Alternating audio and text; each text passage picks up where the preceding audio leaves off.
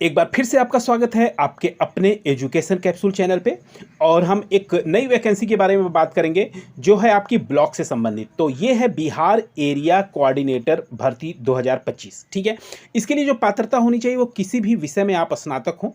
ठीक है, आप इस फॉर्म को फिलअप कर सकते हैं। ब्लॉक वाली संविदा भर्ती है, 374 पद हैं और आपकी जो प्रति माह जो आपकी सैलरी मिलने वाली है 22,662 मिलेगी। ठीक है, और इसमें जो है आपका होम अलाउंस, ठीक है, टीएडीए भी आपका इसमें इंक्लूड रहेगा। ठीक है, चलिए अब हम इसको विस्तृत रूप से एक नोटशीट के माध्यम से समझने की कोशिश करते हैं। आप हमें टेलीग्राम पे भी फॉलो कर सकते हैं नई अपडेट्स पाने के लिए, जहां पे हम गवर्नमेंट जॉब से संबंधित और नई अपडेट्स के लिए आप हमें जरूर फॉलो करें। और नीचे आपको डिस्क्रिप्शन बॉक्स में लिंक मिल जाएगा, वहां से जाकर आप हमें सब्सक्राइब कर सकते हैं टेलीग्राम चैनल। तो हम आ गए हैं नोटशीट पर और यहाँ पे जैसा कि आप देख पा रहे हैं एरिया कोऑर्डिनेटर की वैकेंसी है, या BRLPS की तरफ से निकली है, जीविका की तरफ से भर्ती है।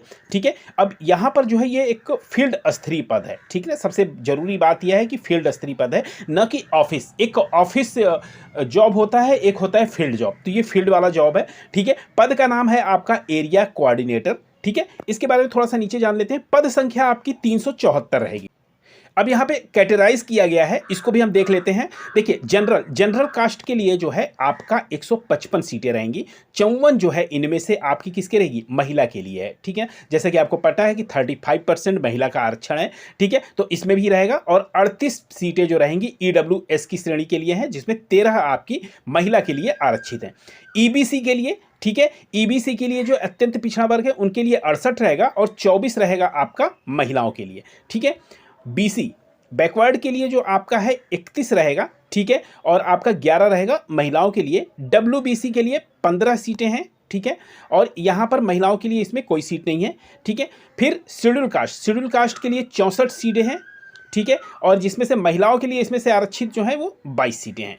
ठीक है, एसटी के लिए 3 सीटें यहाँ पर हैं और 1 सीट जो है महिला ST के लिए है। ठीक है, अब यहाँ पे बात कर लेते हैं कि विशेष आरक्षण जो मिल रहा है जैसे दिव्यांग में। ठीक है ना, तो दिव्यांग में इन 4 कैटेगरी में VI DD OH MD में इसमें 14 सीटें रहेंगी और FF में 7 सीटें रहेंगी। ठीक है, चलिए अब हम थोड़ा सा नीचे की तरफ बढ़ते हैं। यहाँ पे बात कर रहे हैं शैक्षणिक योग्यता, मतलब आपके पास योग्यताएं क्या होनी चाहिए। तो देखिए, आप किसी भी विषय में, चाहे आप BA हो, BSc हो या BCom हो, आप किसी भी विषय में ग्रेजुएट हैं, यानी आप स्नातक की डिग्री है आपके पास, तो इस फॉर्म को आप भर सकते हैं। ठीक है, और यह आपका किसी मान्यता प्राप्त विश्वविद्यालय संस्थान से डिग्री होनी चाहिए। अब यहाँ पे जान लेते हैं कि आपकी मुख्य जिम्मेदारियां क्या होने वाली हैं, क्योंकि एक्चुअल में जॉब से संबंधित आपको पता भी रहना चाहिए कि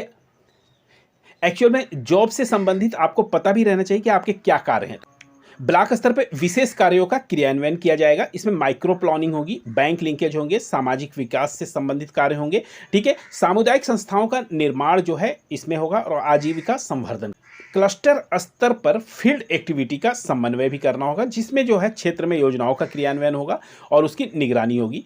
SHG VO CLF जैसी संस्थाओं का मार्गदर्शन आपको मिलेगा। ठीक है, सरकारी योजनाओं के साथ सामंजस्य आपको बनाना होगा, जैसे मनरेगा हुआ, MPG हुआ, NSAP हुआ, ठीक है, NRLM हुआ। इन योजनाओं के साथ भी आपको कार्य करना पड़ सकता है। ठीक है, अब नीचे की तरफ थोड़ा सा बढ़ते हैं तो वेतनमान के बारे में हम जान लेते हैं। तो देखिए, यहाँ वेतनमान जो आपका होने वाला है वह होगा 22,662 रुपये प्रति माह मिलेंगे और इसमें आपको HRA भी मिलेगा, EPF भी मिलेगा और प्रोजेक्ट अलाउंस भी अलग से दिया जाएगा आपको। ठीक है, तो एक आकर्षक वेतन है आपके लिए, आपके ब्लॉक में रहते हुए कार्य करने के लिए। ठीक है, चलिए अब थोड़ा सा और नीचे की तरफ बढ़ते हैं तो यहाँ पे देखिए चयन प्रक्रिया, आपकी चयन प्रक्रिया यानी सिलेक्शन प्रोसेस क्या रहने वाला है। ठीक है, अब आपको जैसा कि पता है कि कंप्यूटर आधारित ये परीक्षा होने वाली है, यानी CBT परीक्षा होगी। अब यहाँ पर जो है आपके कुल 70 अंकों की परीक्षा होगी। ठीक है, और इसमें समय जो आपको मिलेगा 80 मिनट का मिलेगा। यह सारे वस्तुनिष्ठ प्रश्न होंगे। वस्तुनिष्ठ का मतलब विकल्पिक वाले प्रश्न होंगे। आपको 4 जो है ऑब्जेक्टिव दे जाएंगे, उसमें से 1 सही होगा, उसको आपको टिक करना होगा। हाँ, और इसमें एक चीज़ और आप जान लीजिए कि इसमें माइनस मार्किंग बिल्कुल नहीं है। ठीक है, अब विषय क्या होंगे तो देखिए, ग्रामीण विकास से संबंधित आपके क्वेश्चन आएंगे, सरकारी योजनाएं उनकी जानकारी होनी चाहिए, SSG और वित्तीय समायोजन का, बही खाता वित्तीय साक्षरता, आजीविका, गणितीय और तार्किक योग्यता, कंप्यूटर ज्ञान जो है इससे संबंधित आपके क्वेश्चंस आएंगे इसमें। अब बात करते हैं कि न्यूनतम उत्तीर्णांक, मतलब एक पासिंग मार्क आपको दिया हुआ है। जनरल अगर है तो इनमें से आपको 50% चाहिए, यानी आपका अगर 70 नंबर के क्वेश्चंस हैं तो उसमें से आपको 35 जो आपको लाने होंगे, ठीक है। वहीं पे ईडब्ल्यूसी, बीसी और ईबीसी के लिए 45% है और एससी एसटी के लिए 40% है, ठीक है। चलिए अब थोड़ा सा नीचे की तरफ बढ़ते हैं तो महत्वपूर्ण तिथि के बारे में जान लेते हैं। तो देखिए महत्वपूर्ण तिथियां जो हैं आपका, जैसा कि पता है कि 30 जुलाई 2025 से आपके ऑनलाइन आवेदन स्टार्ट हो चुके हैं और अंतिम तिथि जो आपकी होने वाली है वो 18 अगस्त 2025 है। और यहाँ नीचे वेबसाइट दी हुई है, इस वेबसाइट पे आप क्लिक करके यहाँ पर जा सकते हैं और अपने फॉर्म को फिलअप कर सकते हैं, ठीक है। कुछ और जरूरी बातें हैं जो आपको ध्यान रखने योग्य हैं, ठीक है। जैसे सभी पद अनुबंध पे आधारित हैं। जैसे बहुत लोगों के प्रश्न आते हैं कि क्या ये सरकारी वैकेंसी है, तो देखिए सरकारी वैकेंसी नहीं है, अनुबंध की वैकेंसी है। अनुबंध यानी आपकी संविदा की वैकेंसी है, लेकिन इसमें आप 60 साल तक काम कर सकते हैं, ठीक है। और यहाँ पे कह रहा है कि चयनित उम्मीदवार को फील्ड विजिट नियमित करना होगा, रोज का कह रहे हैं कि फील्ड विजिट जरूरी है इसमें। बिहार के निवासी को आरक्षण का लाभ मिलेगा और जैसा कि मैंने आपको ऊपर बताया महिला अभ्यर्थियों को 35% का क्षैतिज आरक्षण केवल बिहार निवासी महिलाओं को दिया जा रहा है, ठीक। तो ये थी हमारी तरफ से आपके लिए आवश्यक लेकिन महत्वपूर्ण सूचना।